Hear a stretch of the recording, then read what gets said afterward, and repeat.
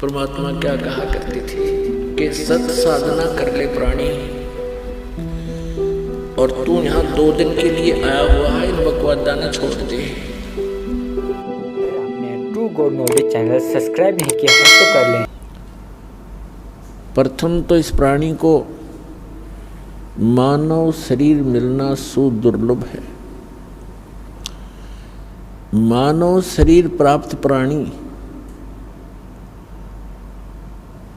एक बहुत ही पुण्यकर्मी प्राणी होता है, और मानव शरीर 2 प्रकार से प्राप्त होता है। एक तो विधान है परमात्मा का कि प्रत्येक जीव को एक टर्न वाइज कर्मानुसार, यानी एक साइक्लोन बना रखा परमात्मा ने, एक चक्कर बना रखा है कि कैसा ही भी प्राणी क्यों ना हो, 84 लाख प्रकार के प्राणियों के शरीरों में अनेकों यातनाएं भोगने के उपरांत एक मानव शरीर अवश्य प्राप्त होता है। और उस मानव शरीर प्राप्त सुअवसर को वो खो देता है, भक्ति नहीं करता है, परम संत प्राप्त नहीं होते हैं, तो फिर उसको इतने ही लंबे 84 लाख प्रकार के प्राणियों के शरीरों में यातनाओं का सामना करना पड़ता है। दूसरी प्रकार के वो पुण्यात्मा होते हैं, मानव शरीर प्राप्त प्राणी, जो किसी जन्म में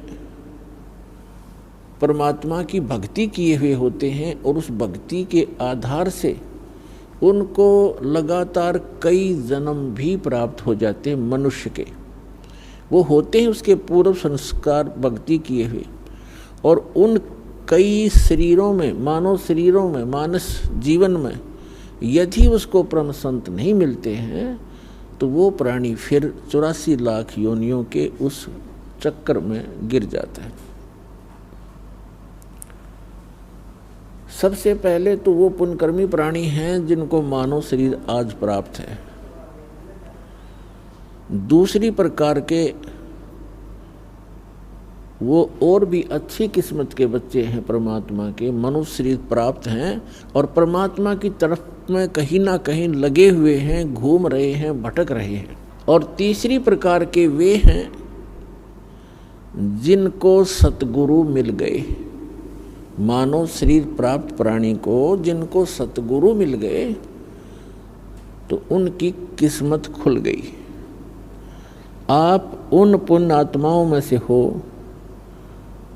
आपको मानव शरीर प्राप्त है, और ये दास एक सतगुरु के रूप में आपको प्राप्त हुआ। आपकी किस्मत अन्य प्राणियों से, अन्य मानव से निराली है। अंग्रेजी के अंदर गुड, बेटर, बेस्ट, ये 3 प्रकार के शब्द प्रयोग होते हैं एक अच्छी वस्तु के लिए, अच्छे जेंटलमैन के लिए। तो आप जी उस बेस्ट क्वालिटी के किस्मत पुण्यकर्मी प्राणी हो, किस्मत वाले हो। आप जी को ये सतलोक आश्रम बरवाला, जिला हिसार, हरियाणा में यथार्थ भक्ति मिली, और सत्य साधना, सत्य ज्ञान, और वो सत्य साहेब यानी अविनाशी परमात्मा, ये तीनों वस्तुएं, तीनों पदार्थ आपको सहज में प्राप्त हुए। आप परमात्मा के वो हीरे मोती लाल हो जिनके लिए वे स्वयं युगों से भटक रहे हैं, लेकिन आपने काल की भांग घड़ी पी रखी थी, जिस कारण से आप और हम सभी उस अपने पिता को पहचान नहीं सके।